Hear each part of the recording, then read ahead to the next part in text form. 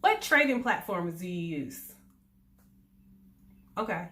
Did you see the latest IPO? Is it a good time to invest in stocks right now? Did you use your stimulus check to invest in stocks? Okay. What companies are you on your watch list? What positions do your children's brokerage accounts hold? Okay, what blue chip stocks do you hold? Okay, you have no idea what I'm talking about? That's okay, because you come to the right place. I'm going to give you the fundamentals of investing in stocks so that you can feel empowered to go out and buy your own stock. Okay, so there's so much information. This is going to end up being a two-part series. The first part, I'm going to break down the fundamentals, some of the lingo that you should know before you even go into investing in stocks. And then part two, I'm going to actually walk you through how do you make a trade, figuring out what's the best price to make a trade, and some of the trading platforms that you may want to use. So stay tuned. Hi YouTubers, it's LaRita with TXC Tells All. Welcome back to those who have visited the channel before, and welcome to our new time visitors. Before I dive into what you came here for today, I want to make sure that you don't forget to hit the subscribe button, hit that notification bell so that you can see future content from us. And feel free to comment below if you want to see any future content as well. Okay, so the lawyer in me has to give you a disclaimer. I am not a stockbroker. The content I'm providing is for informational purposes only. Stock investing is gambling, educated gambling, but gambling nonetheless. So don't go putting all your money in the stock market and then if things go south, you come crying back to me. Diversification is king. Don't put all your eggs in one basket. So now that I got that out the way, let's get into some of the basics. Okay, so what are stocks? Stocks represent shares of ownership in a publicly traded company. So buying a share makes you a part owner in that company, a very small part owner. So I'm not talking about those small mom and pop stores where they're wholly owned by a few individuals. I'm talking about those bigger companies who issue shares of their company in exchange for growing to even bigger. So think of it as a pie chart.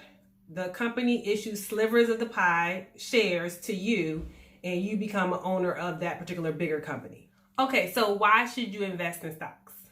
So if you reflect back to my money mindset video, I said that if you want to be a millionaire, you need to do what millionaires are doing. So one of the most famous billionaires, Warren Buffett, made quite a bit of fortune off of investing in stocks. Of course, he has other things going on, but he definitely has made money off of stocks. So I would say that investing in stocks is a way to get to that millionaire, billionaire status, and you just have to play the game the right way. So I'm going to give you an extremely high level example of how stocks work.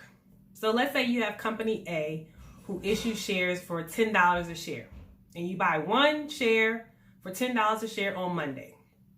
Now, by Wednesday, that share has appreciated in value to $15 a share.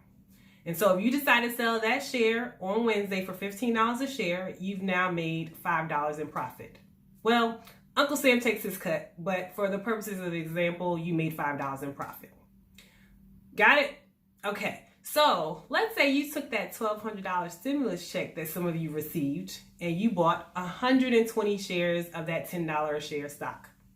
120 shares times $10 a share is $1,200. On Monday, you bought that.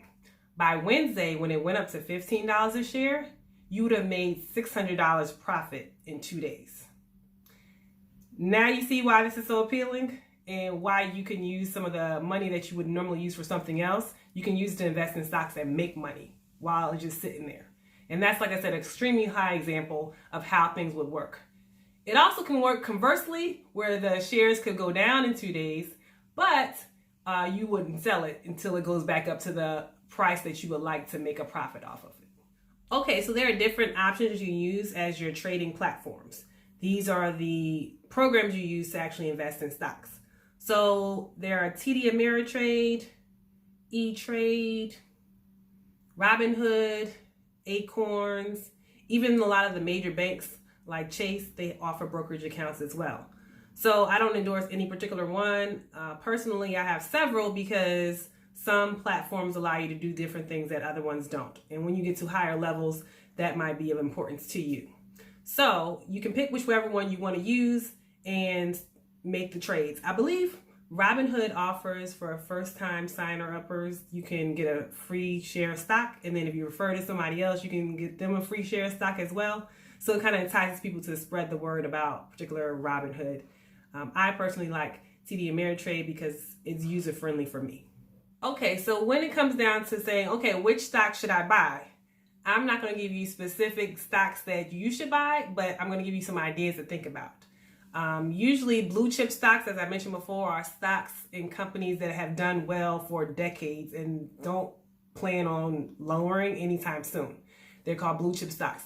They're usually a little bit more expensive than other stocks because they have held a record of being consistent in their returns.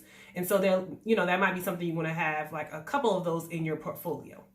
Then right now, while we're in COVID quarantine, this pandemic, you might want to look to invest in some stocks that are right now lower than they would normally be, but that you anticipate getting higher after this is all said and done. So maybe airlines. I don't foresee people not using airlines in the future. Cruise lines. I think people might want to be on vacation when this is all said and done. Those are just some examples of things that might be low right now, but that have the option or the potential to get higher when this is all said and done. Okay, so I talked briefly about custodial accounts, and I've been talking about buying stocks for you as an adult. But if any of you have children and want to grow generational wealth, you might want to look into getting a custodial account for your children.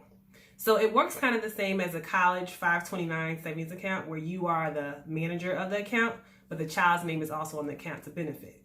So these kids can have stocks in their name before they even know what stock is.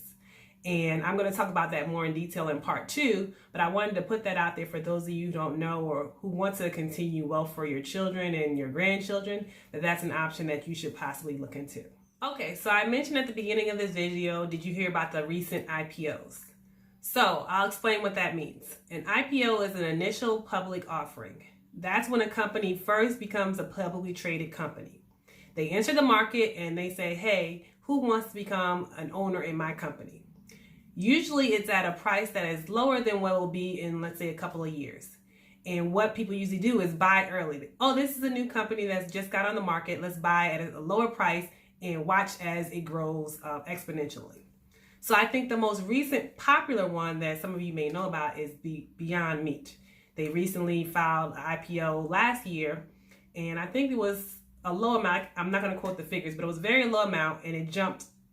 It tripled, quadrupled in value within a month's time. And so if you got in early, you can get out early and still have made quite a bit of a profit. And so if that's something that you want to look into in the future, IPOs are a different way. They're still buying shares of stock, but they're for companies that have become newly publicly traded companies. Okay, so I gave you a lot to think about in this video about how to invest in stocks. Come back for part 2 where I'll actually walk you through how to make a trade and how to determine what the fair price is for a particular trade. But why is this all important? If you watch my money mindset video, this is helping you establish making money while you sleep, essentially. So go ahead and make sure you hit the subscribe button so that you can get the future content from us and a notification when I come out with part 2.